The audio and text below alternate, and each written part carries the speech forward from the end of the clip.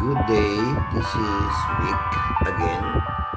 Ang ating pag-aaral ngayon, verse for today, Matthew 6:14.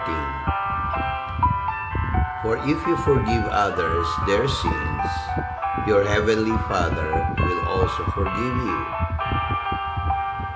Tagalog, sapagkat kung patatawarin ninyo ang pagkakasala ng mga tao, patatawarin din kayo ng Ama na nasa langit.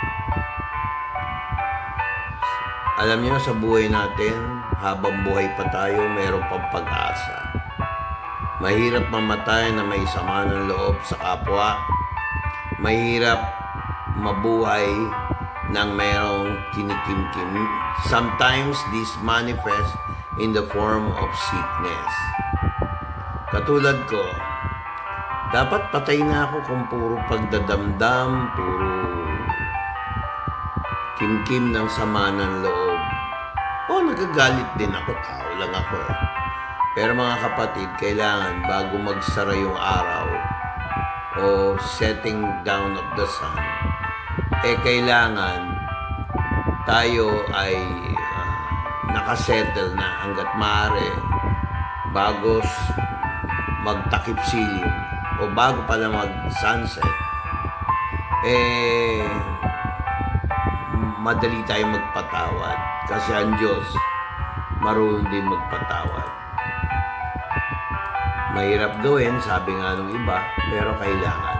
Sabi nga dito sa James chapter 2, verse 13, for judgment is merciless for the one who has shown no mercy, but mercy triumphs over judgment. Sabi nga sa Santiago chapter 2 verse 13, sapagkat darating ang paghahatol na walang kahabagan sa kanila na nagpakita ng walang kahabagan. Ang kahabagan ay nagtatagumpay laban sa kahatulan. Ang gulo-gulo ng mundo ngayon, ang gulo-gulo matuso dahil pinangungunahan ni Satanas.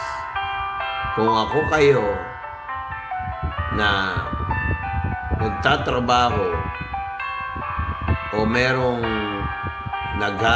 ang tawag doon, yung nakikihabilo sa taong related sa media or communications, extra ingat din tayo pag tayo nagkamali. Kailangan hingin ng tawad because Satan is the prince of the air. Media, ginagamit yan. All forms of media. Pag sinabi nating media, all forms of communication. Whether it is the internet, whether it is broadcasting, or any platform like Facebook. Yan ang nangyayari ngayon. Sometimes, trial by publicity. Yan ang nangyayari ngayon. Kaya nga media half-truth. Nakakalungkot. Kasi pagka full truth, talagang truth. Pag half-truth, half lang yon. Ang opposite, lie. So mga kapatid, if we use our internet skills, if we share something sa internet, be sure it has a clear purpose. We are not after popularity, but to glorify the Lord Jesus Christ. Wala po yan sa galing. Magaling ka nga, hindi ka naman marunong magpatawad, paano ka naman patatawarin ng Ama? Healing does not manifest when there is hypocrisy, when there is pride. Nakikita ng Diyos yan. Or display of wisdom and knowledge, skill, puro kayabangan, naku, nakikita ng Diyos yan. Pag may pride, may inggit, nagmamanifest yung tinatawag nating unforgiveness of your own self, unforgiveness to others, At yung tao naman na hindi nagpapatawad sa iyo, accountable sa Lord. Maraming taong ganyan, they're not sensitive to the feelings of others. Kung tayo nasaktan naman, paglabanan mo yan. Be released in the name of Jesus Christ.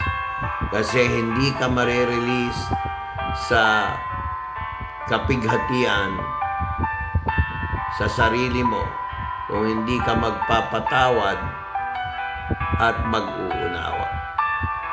You may preach or know everything, head knowledge sa Biblia, pero wala sa heart. Alam niyo kung anong ultimate test? Forgive yourself, forgive others. Kung hindi ka pinatawad, hindi mo na kasalanan yon. Kasi humingi ka naman ng tawad eh.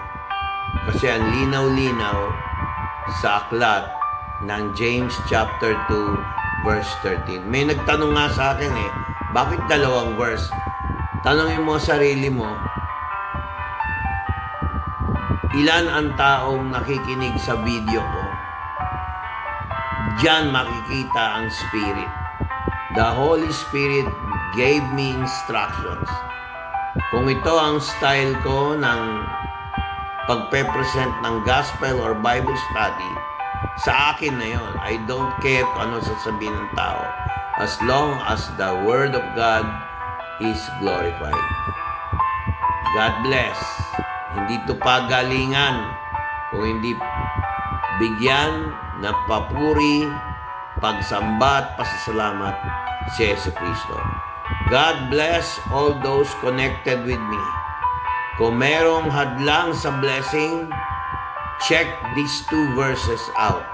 Kasi kung hindi mo titingnan yung mga verses na to, sasabihin mo, I know that already. Matanda na ako, alam ko na yan. Madaling sabihin, pero hindi mo ginagawa, you are deceiving yourself. So I encourage you, let us go back to God. Maaaring sabihin mo, napakasama ng mundo, pero walang iba na pwedeng magligtas sa ating puso't damdamin. Mga dinadala. Noong sinabi ni Jesus Christ sa Matthew chapter 6 verse 14, yung verse na yun, sinabi ni Jesus Christ yan after He taught His disciples how to pray. Talagang ganun eh. Nung nagturo si Jesus Christ ng pattern of prayer, no? Inelaborate niya itong pagpapatawad. Mapa pera, mapa utang na loob. Kung talaga nagpatawad ka, kung may utang na loob sa'yo, huwag kang manumbat kasi may reward yan eh. Pero kung nanumbat ka, you get your reward already. Ayaw mo tumulong? Huwag mong pagalitan. Kung tutulungan mo, tulungan mo na lang. Kaysa magsalita ka ng mga nakakasakit na salita, magiging accountable ka sa Ama. Ewan ko kung bakit ito yung pinalagay ng Lord sa aking lips. Kasi marami ngayon nabubuhay sa sama ng loob. Nagmamanifest po yun in the form of sickness. Masama loob. Di ba mga pelikula, pag may namamatay, inaatake sa puso, isa yan. O kaya, realidad talagang ganon. Kaya mga kapatid, I would encourage you to forgive yourself, forgive others, and also ask forgiveness. Sa yung mga taong hindi humihingi ng tawad, pride yan eh.